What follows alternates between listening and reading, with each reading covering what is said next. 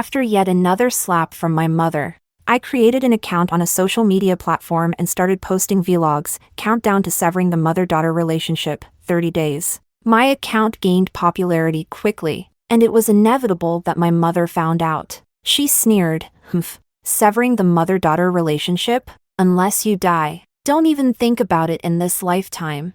Mom, you guessed right. When I said severing the mother-daughter relationship, that's exactly what I meant. I'm going to die soon, and I won't be a burden to your eyes anymore. Chapter 1. I waited 10 days for the results of the biopsy. It was late-stage stomach cancer. I stared at the report, feeling dazed. The doctor's comforting voice echoed in my ears, although it's late stage. With aggressive treatment, you could live for another year.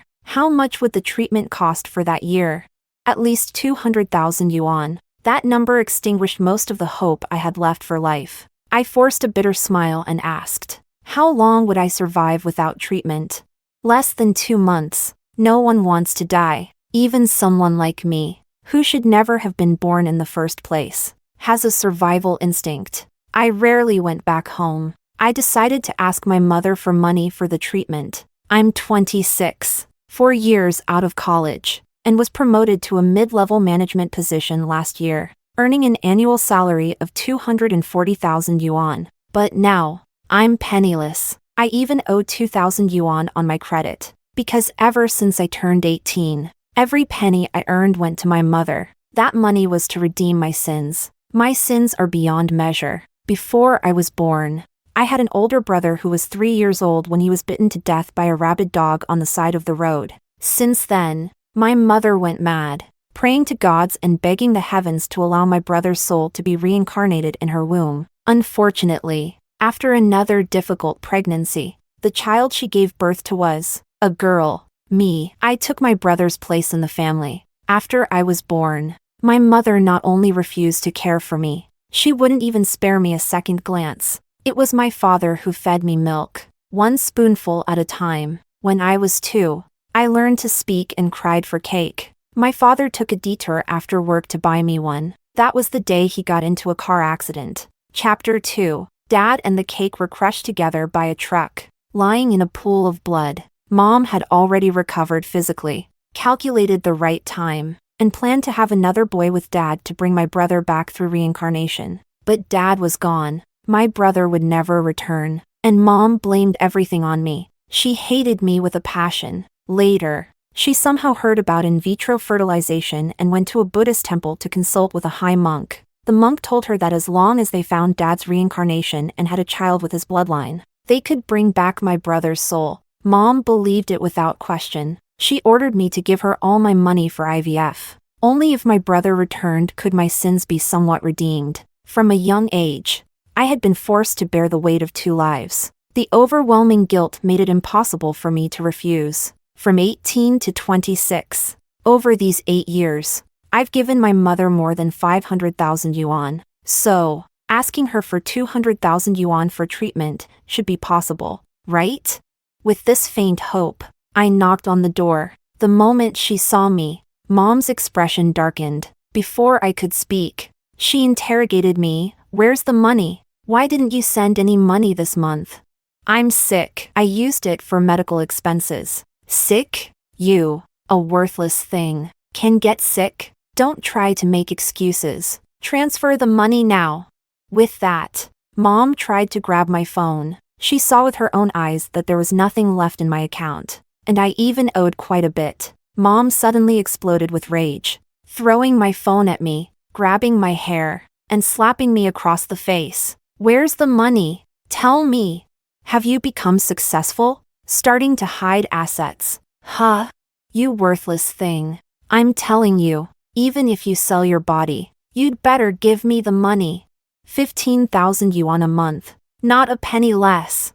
Her strength was terrifying, like she was trying to beat me to death. I was already sick and weak, too fragile to resist. I was easily knocked to the ground by her blows. After she was exhausted, she sat on the floor, pounding the ground and crying hysterically. "Martin, your father. My life is miserable. This wretched thing killed you, and now my son can't come home, And now she won't even give me any money. She's just waiting for me to die, so she can inherit all of our family's wealth. Mom's voice was loud, almost wailing, and soon enough, the neighbors came over. After so many years, they knew all about our family. The older women gathered around, siding with my mom, scolding me. Grace, you can't treat your mom like this. She's found your dad's reincarnation and everything's planned out. As soon as the money's enough, the surgery can be done. You, as her daughter, should understand her wish after all these years. Besides, it's your fault. If you hadn't eaten that cake, your dad wouldn't have died, and your mom wouldn't need to spend all that money on IVF, would she? A bunch of nonsense. Endless accusations bombarded me from every direction, the noise ringing in my ears. I clenched my teeth, pushed my way through the crowd, and ran out. I ran until my stomach cramped and spasmed, until a metallic taste filled my throat, and only then did I collapse by a flower bed on the side of the road. At that moment, all the suppressed pain in my body and on my face exploded like a mountain collapsing, and I couldn't hold back the tears anymore. How stupid was I to come back home to ask for money? How stupid was I to beg Mom to pity me? How stupid was I to not see for all these years? Mom doesn't love me. She wishes I were dead. Chapter 3. I sat by the flower bed for a long time. It wasn't until the fiery pain on my face faded that the tears finally stopped. Growing up, my mom had slapped me countless times. Whenever something went wrong for her, she vented all her frustrations on me. I don't know if it was because I was nearing death or because my body had grown weaker. But this time, the slap was the hardest. I opened my phone and looked at myself. My hair was a mess, my eyes swollen from crying, and my cheeks were marked with handprints. I looked utterly miserable. As I stared at my reflection with a bitter smile, a notification popped up at the top of my screen: Vlog Contest. Experience 30 different lives in 30 days. To participate, all you had to do was post a daily vlog during the event period, tagging it with the contest's hashtag. The winners would be selected based on the number of likes, and the grand prize was the chance to have one wish fulfilled by the platform within their capabilities. I didn't care about the prize. I just felt like someone as pathetic as me should leave a trace in life, even in the final days. So, I hit the record button. Tears welled up before I could speak, and I choked on my words for a long time before slowly beginning. I've been slapped by my mom again, more than a dozen times. It hurts. Since I was little, this may be the 1,000th or even millionth time she's slapped me. This contest lasts 30 days. After the countdown, this 26-year mother-daughter relationship will come to an end. The video was simple, no edits. After posting it, I turned off my phone. Taking a deep breath, I stood up. In these final 30 days of my life, I thought to myself, maybe it's time to experience a life that truly belongs to me. I touched up my makeup and returned to the office, intending to submit my resignation. The VP, Helen, looked pale. It's confirmed. Is it?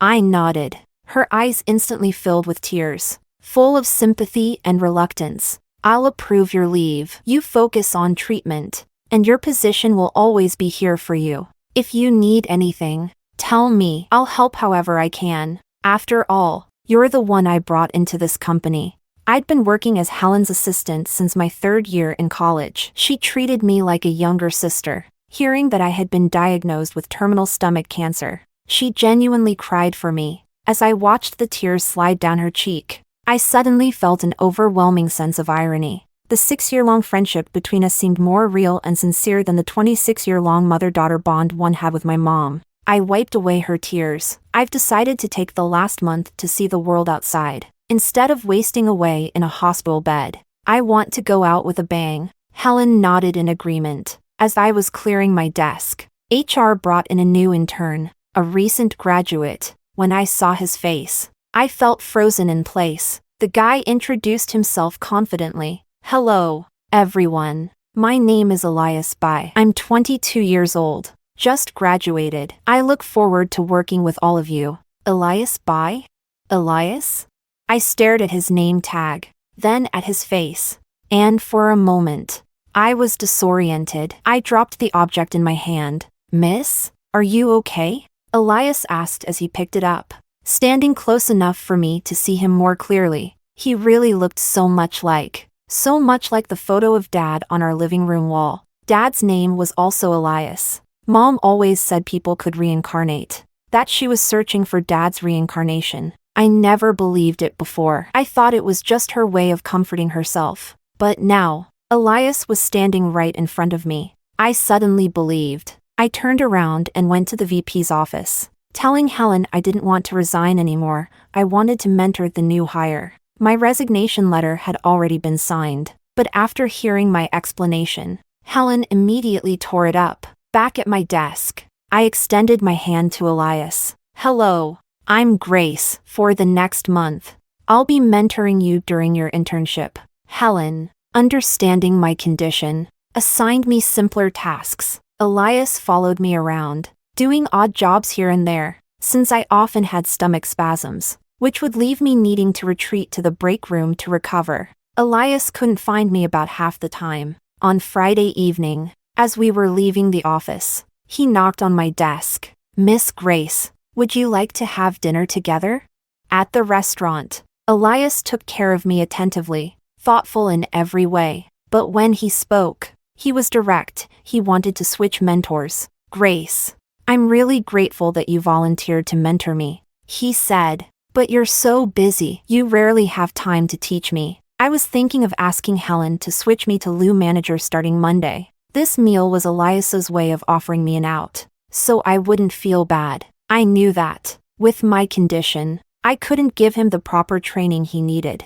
I would just waste his time. But as I looked at his face, so similar to Dad's, I felt a strange, inexplicable sense of attachment. Over these days, I often found myself looking at him and imagining what my dad must have been like when he was young. In his 20s, he must have been full of energy, just like Elias, with ambition written all over his face. People like that were bound to succeed, to have a great life. If only it weren't for me. The curse of the family. "Miss Grace?"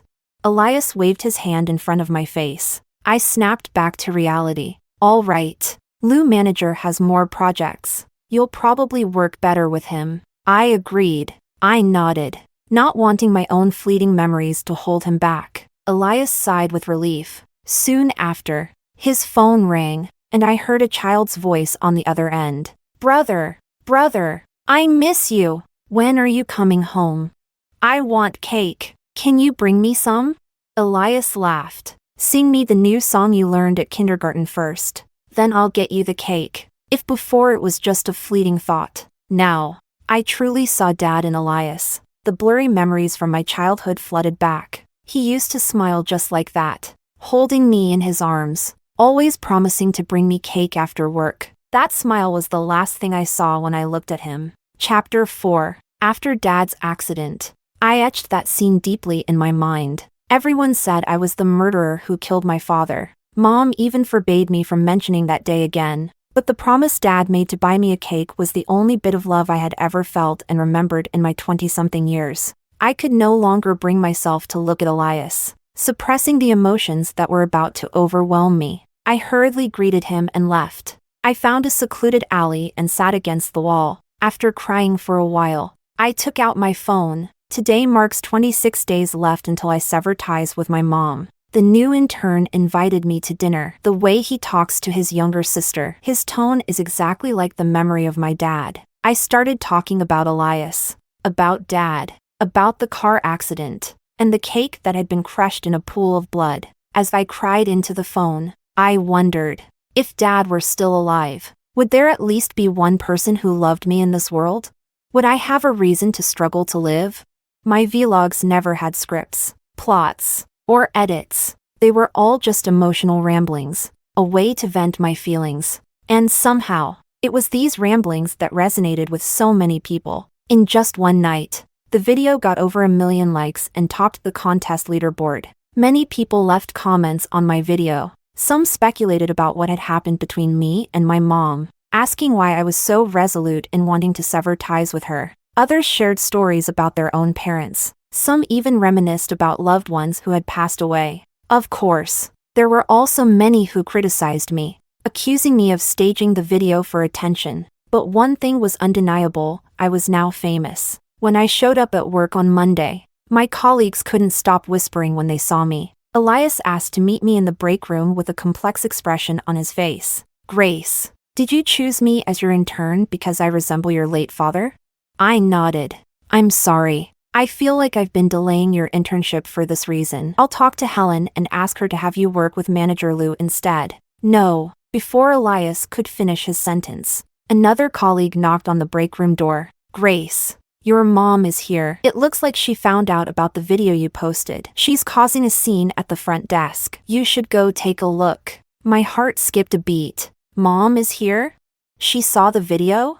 She knows I'm cutting ties with her. How will she react? I had already come to terms with the fact that Mom didn't love me. But still, a part of me couldn't help but feel a small flicker of hope, of excitement. Maybe, just maybe, she would see the video and feel some fear at the thought of losing me. Perhaps she would say something to try to win me back. But once again, a slap shattered all of my illusions. "Little bitch, how many times have I told you not to mention your father? Dare to use him for publicity? I'll kill you." I was knocked down to the floor once again, unable to get up. It was the security guards who pulled her away, and only then did my colleagues help me up. Even as the security guards held her back, she didn't stop cursing at me. "You've made quite a bit of money off your father, haven't you? Give me all the money. You don't deserve it." I lowered my head and forced a bitter laugh. So that's what it was. Mom was just here for money. No wonder you want to sever ties with your mom. She's terrifying. One of the colleagues who helped me whispered in my ear. Then, more and more similar whispers started echoing around me. To prove herself right, Mom began saying the same old things she'd repeated 100 times before in front of my colleagues. "Grace, that little bitch, killed her brother and her father. Mom, stop it." My scars, which Mom had cruelly reopened in front of the neighbors all these years, were now being ripped open once more in front of my colleagues. I didn't want them to hear these words again. Another round of struggles ensued, until Helen stepped forward and intervened. "Ma'am, I'm Grace's supervisor. If you have any issues, let's talk in my office." In Helen's office, Mom demanded with a loud voice, "This little bitch makes $15,000 a month, right? She's not giving me child support anymore, so you should give me her salary next month. Don't pay her at all." Helen looked at me in disbelief. "Grace gives you all her salary every month? How does she live? Doesn't she eat at the company cafeteria? If she starves to death, your company is abusing employees." Mom sneered, as if she didn't care whether I lived or died. "Ma'am, your request is not in accordance with company policy. I can't comply with that. And Grace has resigned, so she'll only receive the pay for the days she worked." As soon as Helen finished speaking, Mom stood up furiously. "You knew I'm short on money, and yet you dared to resign? You're trying to stop your brother from reincarnating." She raised her hand again. Helen reacted quickly and stopped her. Even Helen, usually composed, couldn't hold back her emotions anymore. "How can you still hit her? Grace has terminal cancer. Can't you just let her live out her final days in peace?" My condition was revealed by Helen just like that. Mom froze, her hands still in the air, her lips moving slightly, her expression a mix of confusion and disbelief. I gazed at this woman who had given birth to and raised me. "Mom, I'm dying just as you wanted. Now that you know, will you be happy? Or will you feel reluctant?" Neither. After a brief pause, the slap fell, hitting my face once again. "You think you can fool me with this little act with your boss?" She sneered. "Little bitch. Don't even think about it. I need $30,000 for IVF, and you better steal, rob, or beg for it. But you will get it for me. If you delay your brother's return, I'll skin you alive." Even Helen couldn't hold back any longer and was about to call security to throw Mom out. But I stopped her. $30,000, right? I'll get it for you." Only after I gave her that assurance did she finally leave. Before leaving, she muttered on and on. "Don't think giving me $30,000 will settle everything. You recorded a video saying you want to sever ties with me? Dream on. Unless you die, you'll be paying for your sins and making money for me your entire life. Cancer. Who are you fooling? You talk louder than anyone. You're a demon. Mom's voice gradually faded as she left. You don't have 30,000 to give her, do you? Helen asked, concern in her voice. Once I cancel my lease and sell off my furniture, it should be enough, I said, looking down to hide my sadness. After a moment, I found myself in a warm embrace, unable to hold it in any longer. I finally cried. This time, I truly left the company for good. As I left, only Helen and Elias saw me off. Seeing the surprised expression on my face, Elias wanted to talk to me privately. The first thing he said left me stunned. I saw your mom today at the company and found out that she's the one who's been asking me to donate sperm all this time. Grace, if you don't want me to, I can refuse her. Chapter 5. Elias looked at me with a serious expression. Refuse? Does that mean Mom's decades-long effort to bring my brother home would be in vain? For over 20 years, she had traveled across the country, visited countless temples, sought out thousands of monks, and considered over 10,000 potential sperm donors. All of that effort would be wasted. Wasn't that the most painful punishment for her? To be honest, for a brief moment, I was tempted. I resented her for exploiting me, for hitting and scolding me, for never showing me an ounce of motherly love, but I didn't want to drive her mad. Please, just do it. Agree to her. I'm in the late stages of stomach cancer. I don't have long to live. She needs a child. Elias's pupils trembled. Only Helen knew about my cancer at the company. Elias was the second person to find out. So, when you said you were cutting ties with your mom, he asked, trembling with uncertainty. See, even people who weren't close to me would feel some sympathy upon hearing this. But my own mother. I nodded. If I die, then the mother-daughter bond will naturally be severed. Elias seemed stunned. He stood there for a while, collecting his thoughts, before taking a deep breath. No wonder I couldn't find you at work lately. It must be painful, right? When the illness flared up, it was hard. It hurt, but Mom's slap hurt just as much, if not more. In comparison, the pain from my illness seemed bearable. That night, Elias took me home. He talked a lot during the ride. He said at first he didn't know I chose him because he resembled my father. He thought I picked him because I thought he was handsome and wanted to pursue him. He also mentioned that he had always found me strange. I looked like a fragile porcelain doll. And the last time we had dinner, I suddenly ran away. He said these irrelevant things. The dim streetlights cast a soft halo around Elias, blurring his face. For a moment, I could see my father through him. When we reached the building, I looked at Elias and thought, this might be the last time I see him. On impulse, I asked the question that had been buried in my heart for days. Can I hug you? Elias's eyes softened, and he opened his arms. He smelled of clean laundry detergent. Maybe Dad smelled like this too. In that moment, I borrowed Elias's body to hold me. After the hug, Elias didn't seem to want to leave. Actually, I'm really curious about what your dad looked like. Could you show me a photo?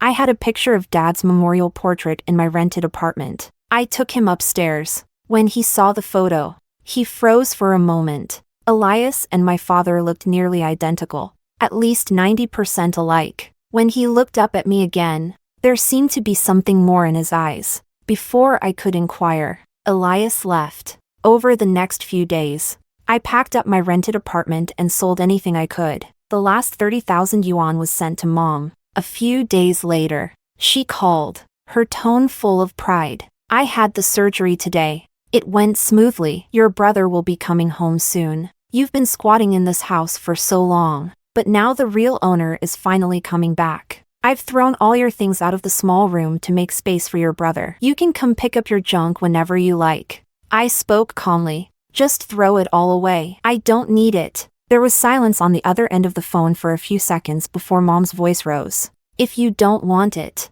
then you can come throw it away yourself. I don't have time for that. Fine. I'll call someone to come pick up the trash, and you can have the money from it. I spoke in a voice so calm. It was almost indifferent. You little bitch. What's your attitude? Who do you think you are, talking to me like that? You think just because you've gained some fame and become an internet celebrity, you can talk to me like that? Bah.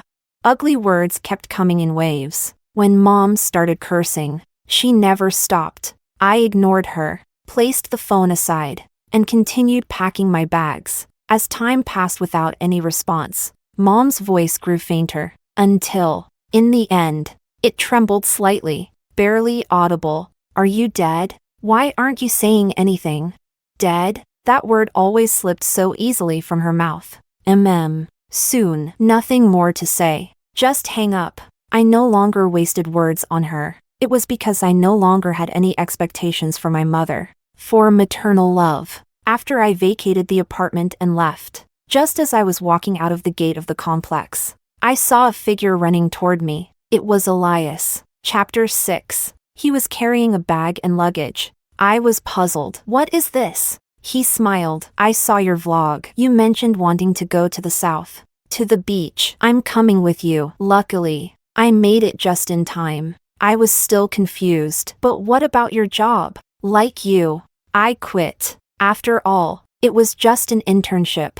Not important. Besides, I got quite a bit of money from your mom. Enough to live comfortably for a while. I still didn't understand. You didn't have to. Before I could finish, Elias bent down and looked at me with a firm gaze. I just think, during the last moments of your life, you need someone by your side. Since I look like your dad, I'll take advantage of that and be your dad for a while. Take you on a trip. Elias's playful remark didn't make me laugh. Instead, it made my nose sour, and tears started to fall. He quickly fumbled around, searching for tissues to wipe my tears away. In the end, I boarded the plane with Elias, heading to Hainan. It was the place I had always dreamed of going since I was little, because there, the weather was warm all year round, with no winter. Winter was always the season I dreaded the most. I grew up in the north. If my mom was in a bad mood, she'd throw me out into the hallway. The wind was cold,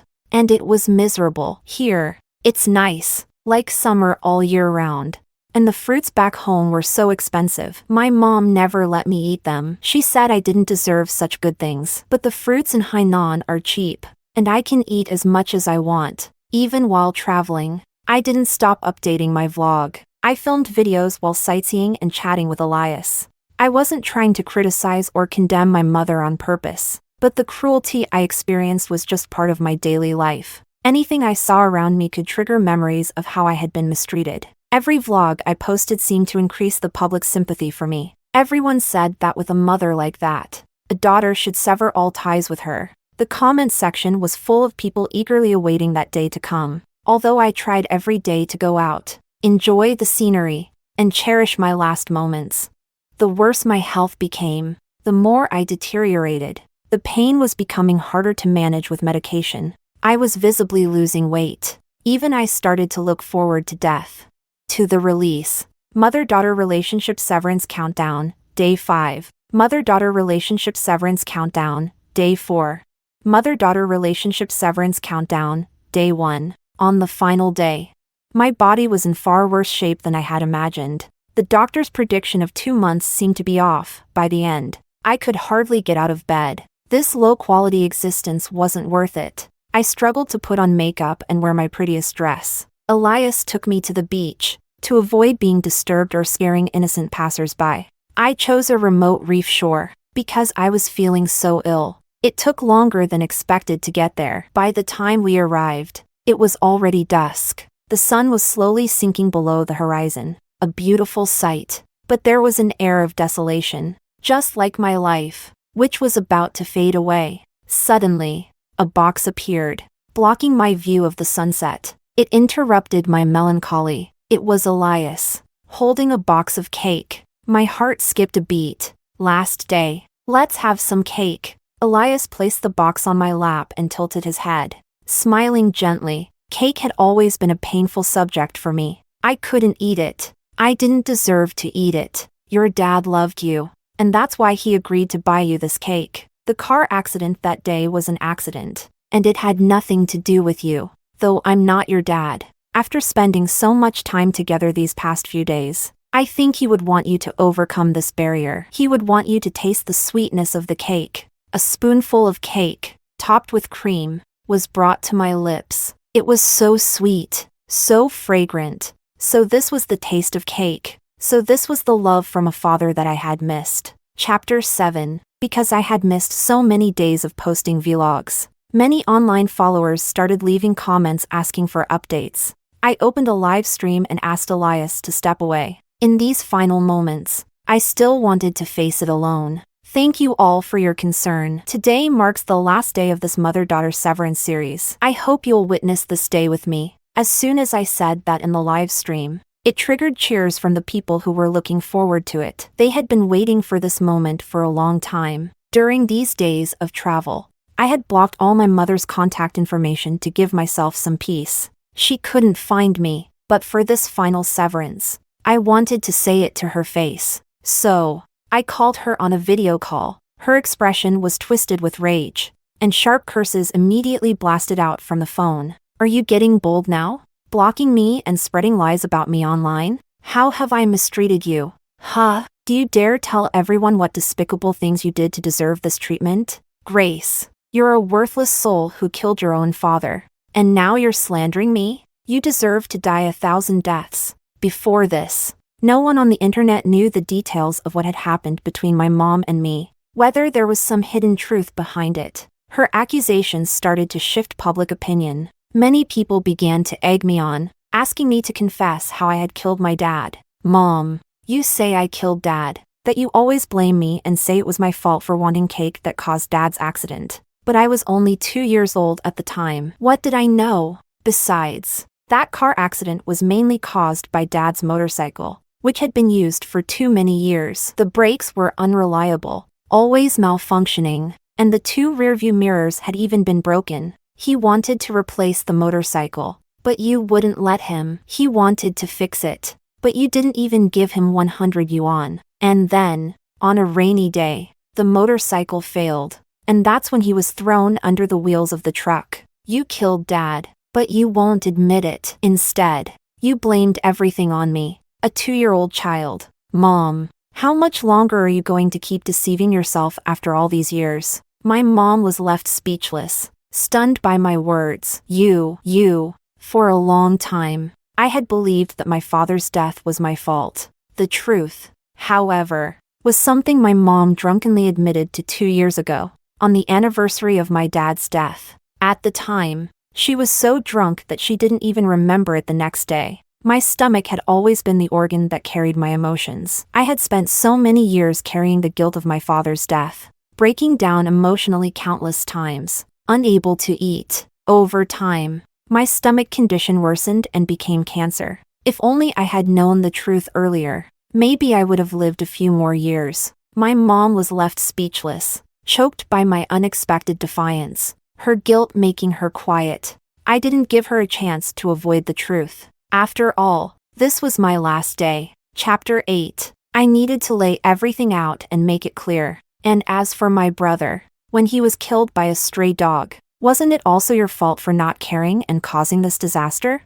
You were too busy playing mahjong with others in the yard. My brother was crying and calling for help, but you couldn't even be bothered to check on him. What did you say back then? He just likes to shout and make a scene to get attention. Don't pay any attention to him. And after he died, you started begging the gods, hoping to bring his reincarnation back. People who didn't know would think you were such a great mother. In the end, you just wanted to redeem yourself. You hate me, saying I took my brother's place to be born again. But that's not it. You hate me because I've cut off your path to redemption. You will carry the shame of killing your son for the rest of your life. I let everything I had been holding inside for years spill out. The live chat was filled with shock and disbelief. The calls for me to sever ties with my mother reached a peak. My mom, of course, realized I was live streaming and that something was wrong. She started rambling incoherently. I tell you, Grace, don't even think about severing ties with me.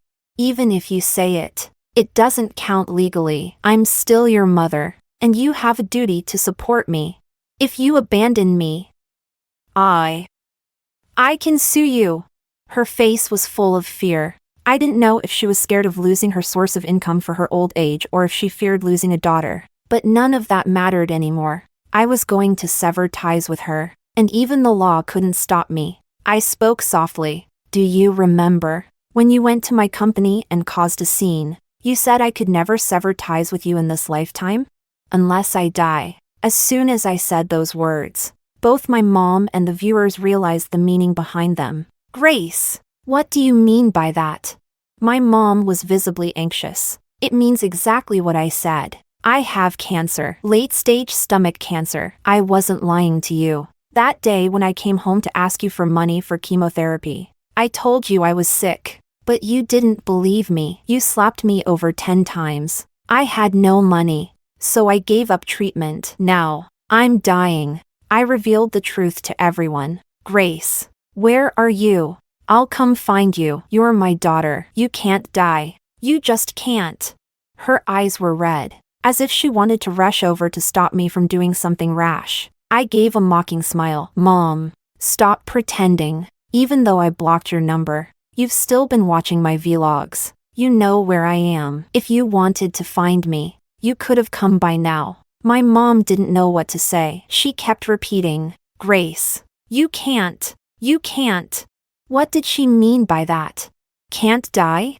Can a person in the late stages of cancer choose their fate?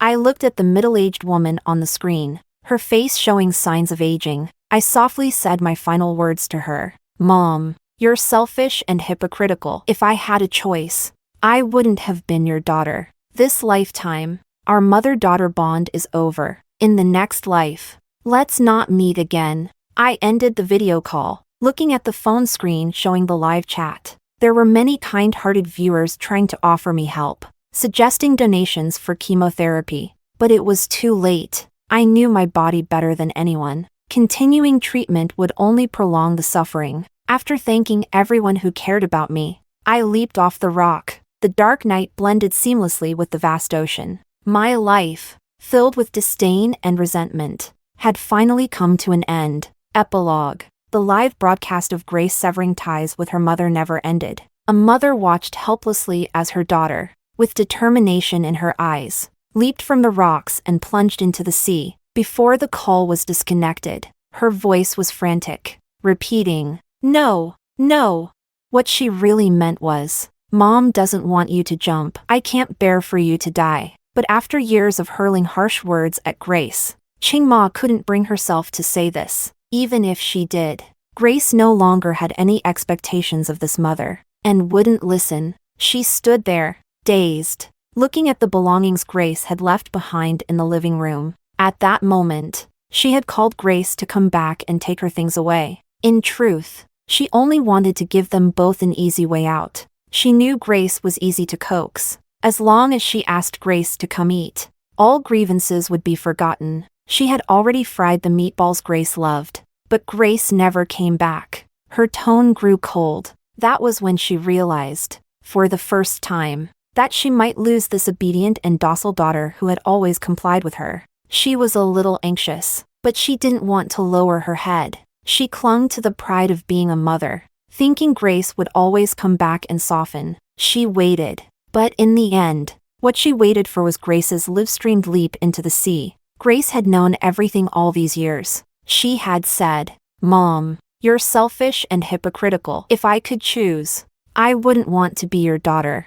When she heard those words, Hmph breath hitched, and her heart ached. In truth, she didn't hate her daughter this much. Without realizing it, she had even loved her. But years of self-deception had allowed harsh words to overshadow that love. She knew that it was too late for words now. Her daughter was gone. She wiped her tears and boarded the earliest flight to Hainan. She begged the rescue team to search for Grace's body. But the vast sea was unforgiving, and after 3 days of searching, they couldn't find anything. The heartbroken mother returned empty-handed. After days of exhaustion and sorrow, her age caught up with her. The son she had struggled so hard to have had miscarried. After the surgery, the doctor informed her that she was nearing 50. The previous IVF attempt had been a struggle, and this miscarriage had damaged her body severely. She could no longer bear children, but Hmph couldn't hear it. Driven by madness, she sought out Elias. She knelt before the young man, who looked almost identical to her deceased husband. I beg you, help me one more time. I want to bring Martin and Grace home. We'll go to the agency again, just one more time. This time, I'll have twins, a boy and a girl. I'll pay you whatever amount you want. Elias ignored her. He even blocked all her contact information. Grace had sent him away before she jumped, but Elias had still witnessed the entire live broadcast. How could this woman call herself a mother? She had driven her daughter to death and was now pretending to be deeply devoted to bringing back her reincarnation. To him, it was all too fake, too hypocritical. Elias cut off all contact, and Qingma lost her mind. In the end, the people in the old neighborhood began to notice the white-haired woman, rubbing her belly and telling anyone who would listen, I'm pregnant with twins, a boy and a girl. In a few months, Martin and Grace will be back. I'll have a son and a daughter. You should congratulate me. I'll invite you to the twins' baby shower.